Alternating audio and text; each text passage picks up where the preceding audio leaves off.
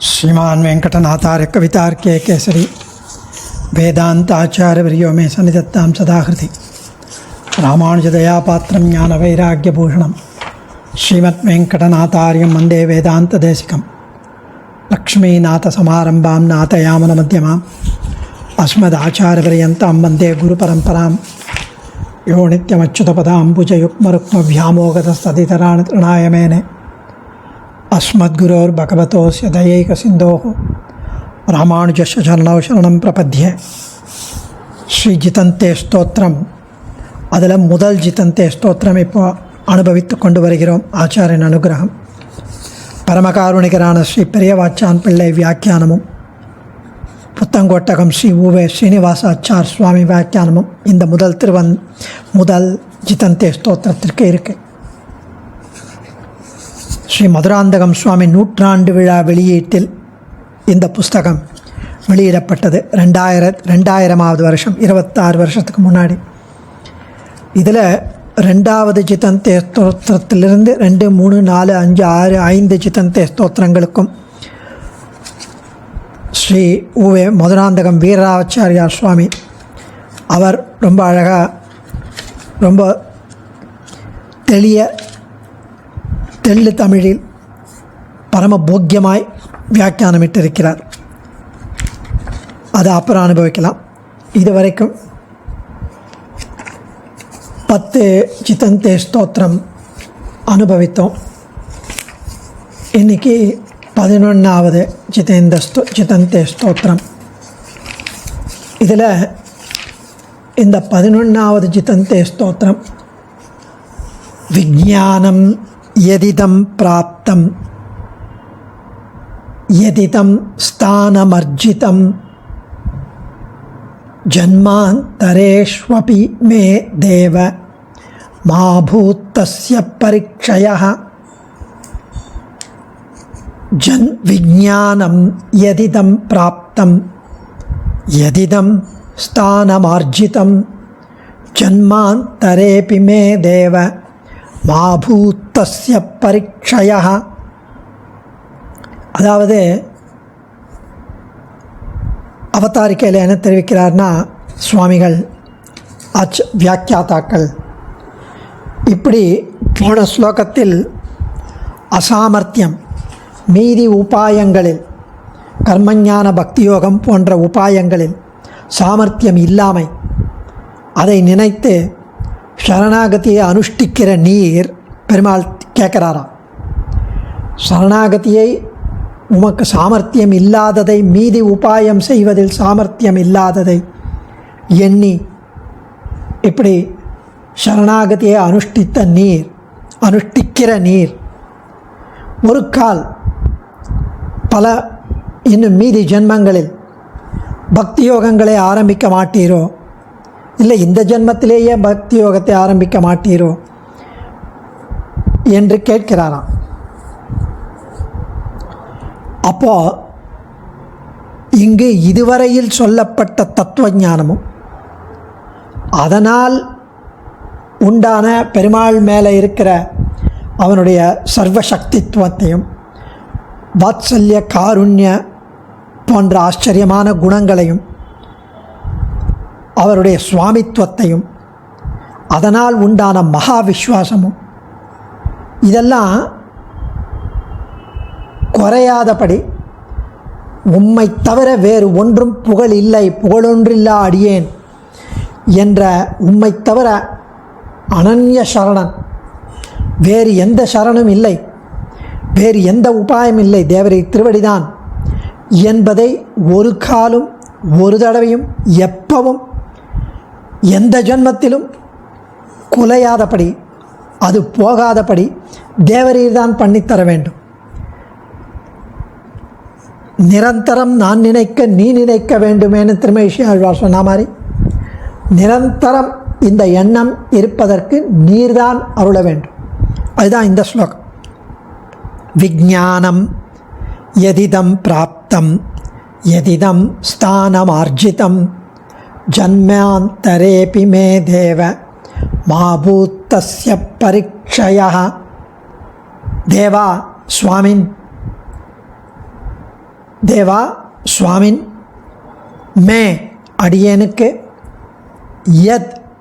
யதிதம் விஞ்ஞானம், அதாவது நீர்தான் புகழ், நீர்தான் சரணடைய வேண்டிய வஸ்து, நீர்தான் உம்மை தவிர வேறு புகழ் இல்லை என்கிற யாதொரு ஞானமானது.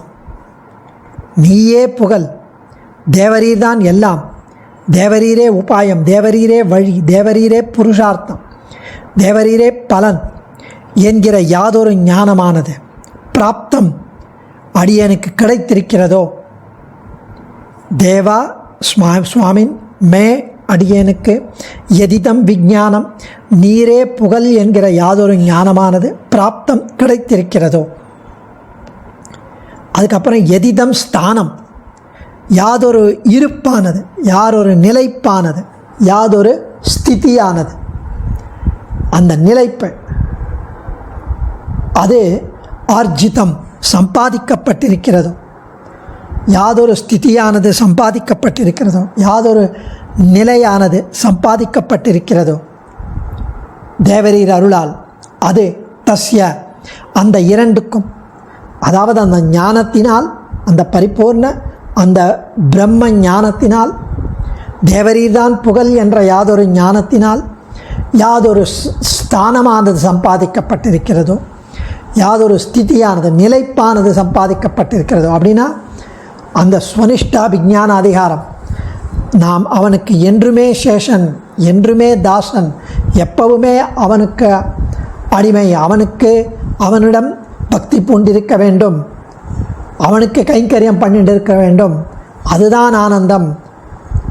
யோனித்யம் அச்சுத பதாம்புஜ யுக்மருக்ம வியாமோகதஸ்தத் இதராணி திருநாயமேனே, அது அந்த நிலை, அந்த இரண்டும் தஸ்ய அந்த இரண்டுக்கும் பரீட்சையா லோபமானது, அதாவது அது குறைவானது, அது குலையாதபடி, லோபம்னா குறைவது, போவது, அது ஜன்மாந்தரேஷு அப்பி, ஜன்மாந்தரத்திலும் வேற ஜன்மங்களிலும் உண்டாகாது ஒழிய வேண்டும். மாபூத் உண்டாகாது ஒழிய வேண்டும். அதாவது சுவாமின் அடியனுக்கு நீயே புகழ் என்கிற யாதொரு ஞானமானது கிடைத்திருக்கிறதோ, யாதொரு ஸ்திதியானது சம்பாதிக்கப்பட்டிருக்கிறதோ, அந்த இரண்டுக்கும் லோபமானது ஜன்மாந்தரத்திலும் அது உண்டாகாது ஒழிய வேண்டும். ஜன்மாந்தரத்தில் கூட வரக்கூடாது. உன்னோடு உறவேல் நமக்கு இங்கு ஒழிக்க ஒழியாது, எற்றைக்கும் ஏழு பிறவிக்கும் உந்தன்னோடு உற்றோமேயாவும் உமக்கே நாமாட்சியும், குற்றேவலங்களை கொள்ளாமல் போகாது. எல்லாம் அப்படியே இதே ஸ்லோகங்கள் தான் அங்கே வார்த்தையாக வந்திருக்குதா ஆண்டாளிடம். குற்றேவலங்களை கொள்ளாமல் போகாது, எற்றைக்கும் ஏழு பிறவிக்கும் உந்தன்னோடு உற்றோமையாவும் உமக்கே நாமாட்சிவம் மற்றனம் காமங்கள் மாற்றும். அதே தெரிவிக்கிறாருங்க. அடியனுக்கு நீயே புகழ் என்கிற யாதொரு ஞானமானது கிடைத்திருக்கிறதோ, யாதொரு நிலைப்பானது சம்பாதிக்கப்பட்டிருக்கிறதோ, அந்த இரண்டுக்கும் லோபமானது ஜன்மாந்தரத்திலும் உண்டாகாது இருக்க வேண்டும், உண்டாகாது ஒழிய வேண்டும். இப்படி உபாயாந்தரங்களில் அசாமர்த்தியத்தை நினைத்து சரணாகதி அனுஷ்டிக்கிற நீர் பின்பு ஒரு கால் பக்தி யோகங்களை ஆரம்பிக்க மாட்டீரோ என்று பெருமாள் கேட்கறதுக்கு இதை தெரிவிக்கிறார். இதுவரையில் சொல்லப்பட்ட தத்துவ ஞானமும் அதனால் அடியனுக்கு உண்டான மகா விஸ்வாசமும், தத்துவஞானம் வந்ததுனால்தான் மகா விஸ்வாசம் வருது. தத்துவத்ரயம் சித் அச்சித் ஈஸ்வரன், இது மூன்றும் முக்கியம். தத்துவஞானம் வேண்டும். எதற்கு அப்படின்னா, தத்துவஞான சேத்தன அச்சேத்தன ஈஸ்வர தத்துவங்களை அறியாதவரை ஷரீர ஆத்ம பிரமம் இருக்கும், ஸ்வதாந்திர ஆத்ம பிரமம் இருக்கும். ஷரீரமே ஆத்மா என்று நினைப்பது ஷரீர ஆத்ம பிரமம். உடல் ஒரு காலம் உயிராக முடியாது, உடல் வேறு உயிர் வேறு என்று பகுத்து அறிந்து கொள்ள வேண்டும். இதற்கு வழிவகுக்கிறது சேத்தன அச்சேதன தத்துவங்களின் உண்மையான நிலையை அறிவது. சேஷன் நித்திய நிரூபாதிக்க அனன்யார்க சேஷன். அச்சேதனங்களின் உண்மை நிலையை அறிந்தோமானால் உடலே உயிர் என்ற பிரமம் வராது, ஷரீராத்ம பிரமம் வராது, தேகாத்ம பிரமம் வராது, எழாது. அதுக்கு அடுத்தது ஸ்வதந்திராத்ம பிரமம். ஒவ்வொரு ஜீவனும் தத்துவ ஞானம் வருவதற்கு முன்னாடி தம்மை சுதந்திரமாகவே கருதுகின்றன. எம்பெருமான் அளித்த புலன்களுடன் கர்மானுகுணமாக எம்பெருமான் நடத்தும் வழியில் நாம் நடக்கிறோம், சுகதுக்கங்களை அனுபவிக்கிறோம் என்பது சேதன தத்துவத்தின் உண்மை நிலை. இந்த சேதன தத்துவத்தின் உண்மை நிலையும் அவன் சங்கல்பத்தினால் கர்மவினையால் இதெல்லாம் நடக்கிறதுன்னு என்ற உண்மை நிலையும் ஈஸ்வர தத்துவத்தின் எம்பெருமானின் தத்துவத்தையும் மெய்ப்பாட்டையும் அறிந்து கொள்பவர்களால் மட்டுமே இதை உணர முடியும். அந்த தத்துவ ஞானம் ஷரீராத்ம பிரமமும் சுதந்திராத்ம பிரமமும் நீங்கினால் தத்துவ ஞானம் மிகவும் முக்கியமானது. அதுக்கப்புறம் தேவதாந்திர பிரமம், மீதி தேவதைகள்லாம் பெருமாள் பகவான் காப்பாற்றுவார் அப்படின்னு எண்ணி மருள்வது, அதுக்கு பரதத்துவம் தெரியணும், பரதத்துவ நிர்ணயம் தெரியணும். ஸோ இந்த இடத்துல இந்த தத்துவ ஞானம், அதனால் உண்டான மகா விஸ்வாசம், அவனுடைய கல்யாண குணங்களை அனுபவித்த பிறகு திருடமான மகா விஸ்வாசம் பிறக்கும். அது பின்பு அது ஒரு காலும் அது குறையாதபடி, குலையாதபடி, அழியாதபடி தேவரீரே பண்ணித்தர வேண்டும் என்கிறார் இந்த ஸ்லோகத்தில். ரொம்ப ரொம்ப அழகான ஸ்லோகம், அடியனுக்காகவே இது எழுதப்பட்டது. இதம் விஞ்ஞானம், அதாவது கீழ் ஸ்லோகங்களில் சொல்லப்பட்ட பிரபத்திக்கு அவசியமான அவசிய அபேட்சிதமான தத்துவஞானத்தை சொல்லுகிறது. பிரபத்தி பண்ணுறதுக்கு முதல்ல தத்துவஞானம் வேண்டும், அதை சொல்லுகிறது இதம் விஞ்ஞானம். இதம் ஸ்தானம், அதனால் உண்டான திருட அத்தியவசாய ரூபமான மகாவிஸ்வாசத்தை சொல்லு. அத்தியவசாயம் நிச்சயமாக ஒரு டிட்டர்மைண்ட் மகாவிஸ்வாசம். இங்கு பிராப்த அப்படிங்கிறது எதிதம் பிராப்தம் அப்படின்னா உணர்வெனும் பெரும் பதம் தெரிந்து, உணர்வு எனும் பெரும் பதம் என்று சொன்னா போலே பெறாத பேறு பெற்றது. எத்தனை ஒரு ஆச்சரியமான பேரின்பம், பேரு, இந்த மாதிரி ஆனந்தம், பேரு, இன்பம், பாக்கியம் கிடைக்குமா? அதை நினைத்து சொன்னபடி பிராப்தம் இப்படி கிடைத்திருக்கிறது, பிராப்தம் கிடைத்திருக்கிறது, இந்த பாக்கியம் அடியனுக்கு கிடைத்திருக்கிறது, உணர்வெனும் பெரும் பதம். ஆக இதனால் அஞ்ஞானம் மூலமாகவும் விஸ்வாசம் இல்லாதது மூலமாகவும் வேறு உபாயங்களில் வராதபடி, புத்தி போகாதபடி நின்னருளே புரிந்திருக்கிறேன், நின் அருளாம் கத்தியன்றி மற்றொன்றில்லேன், நெடுங்காலம் பிழை எய்த நிலை கழிந்தேன், உன் அருளுக்கு இனிதான நினை உகந்தேன், உன் சரணையே சரணென்னும் துணிவு பூண்டேன், மண் இருளாய் நின்ற நிலை எனக்கு தீர்த்து வானவரதம் வாழ்ச்சி தர வரித்தேன் உன்னை, இன்னருளாய் இனியனக்கோர் பரமேற்றாமல் என் திருமால் அடைக்கலும் கொள் என்னை நீயேன்னு நின்னருளே புரிந்திருக்கிறேன். இதனால் அஞ்ஞானம் மூலமாகவும் அவிஸ்வாசம் மூலமாகவும், விஸ்வாசம் இல்லாமல் விஸ்வாசம் குறையும், அதனால் வேறு உபாயங்களில் வேறு வழிகளில் புத்தி போகாதபடி நின்னருளே புரிந்திருக்கிறேன். இங்கு தத்துவஞான சம்பாதனம் பூர்வ கிருத்தியம், தத்துவஞானத்தை சம்பாதிக்கிறது, தத்துவஞானத்தை தெரிந்து கொள்வது சதாச்சாரியன் மூலமாகவும் பாகவத சத்சங்கம் மூலமாகவும் தெரிந்து கொள்வது. பூர்வ கிருத்திய விகலன் அதிகாரி அல்லன் என்கிற ஸ்ரீசுக்தியின்படி சரணாகதியின் அதிகாரமான தத்துவஞானமும் மகாவிஸ்வாச ரூப பிரதான அங்கமும் சொல்லப்பட்டது.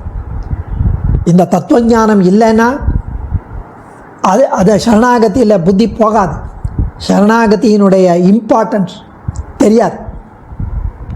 இப்படி ஜன்மாந்தரேஸ்வபி, இதனால் இந்த ஞானாத்தியவய அவசாயங்கள், ஞானம் போன்ற அத்தியவசாயங்கள் நெசசிட்டி சித்தித்தால் இங்கே திரிந்தேர் கிழுக்குற்றன் என்றபடி, இங்கே இருக்கிறதுனால என்ன ப்ராப்ளம்?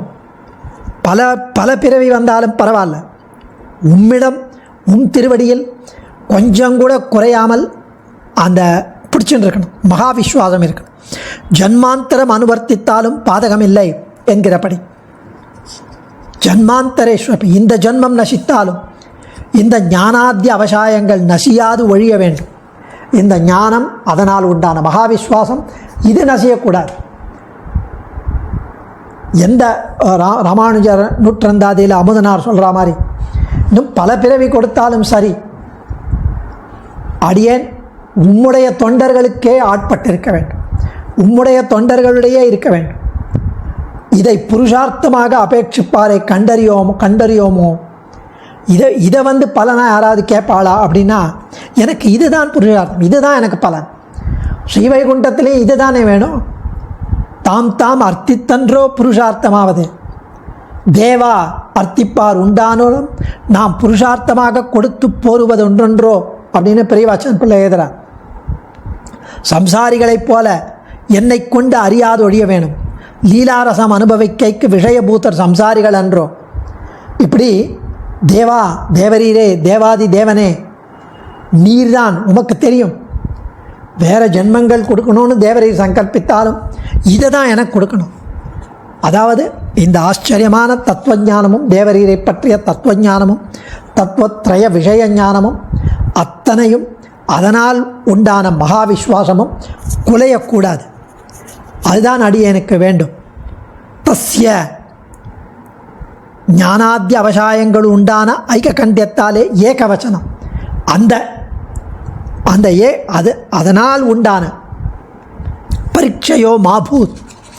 பரீட்சையோ அப்படின்னா இந்த லோபமானது, இது குறைவது. மாபூத் குறைவது, உண்டாகாது ஒழிய வேண்டும். அதாவது ஞானத்துக்கு என்ன பரீட்சயம், ஞானத்துக்கு எது லோபம், ஞானத்துக்கு எது லாஸ் அப்படின்னா விஸ்மிருதி. விஸ்மிருதினா அந்த நினைப்பே வராமல் ஏதேதோ விஷய சுகங்களில் ஈடுபட்டு வேற ஏதோ புரிஞ்சுண்டு, அது ஞானத்துக்கு பரீட்சயம், ஞானத்துக்கு லோபம், ஞானத்துக்கு லாஸ் குறைவு. அத்தியவசாயத்துக்கு பரீட்சயம் விநாசம், அந்த டிட்டர்மினேஷன், அந்த மகாவிஸ்வாசம் குறைவது. ஸோ இதெல்லாம் இன்றைக்கே ஒழிய வேண்டும். இதெல்லாம் இருக்கக்கூடாது, இது குறையக்கூடாது. இப்படி தேவு மற்றறியேன் என்று சொல்லாது போல வேறு எங்கன்னு எதுவுமே எனக்கு தெரியாது, தேவரீர் திருவடியில் தான் இருக்க வேண்டும். அடியேன் தன்யோஸ்மி. கவிதார்க்கிக சிம்ஹாய கல்யாண குணசாலினே ஸ்ரீமதே வெங்கடேஷாய வேதாந்த குருவே நமः. ஆச்சாரியன் திருவடிகளே சரணம்.